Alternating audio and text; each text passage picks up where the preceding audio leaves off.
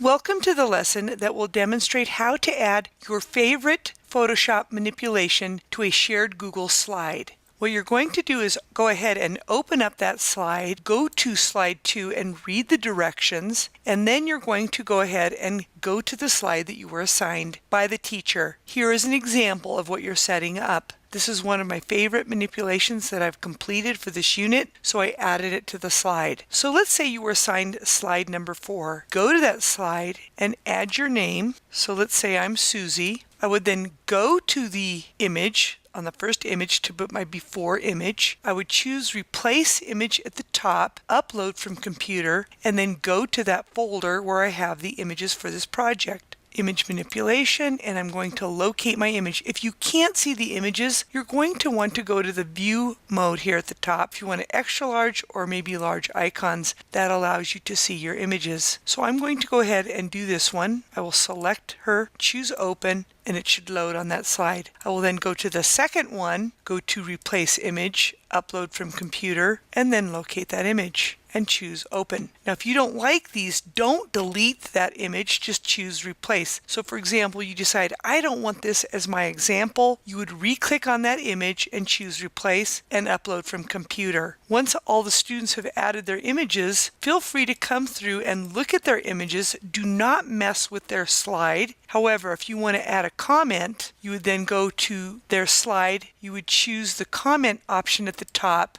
and then comment again and add some feedback. Do be sure that you are positive with your feedback. So for example, I might say, this is a really nice manipulation.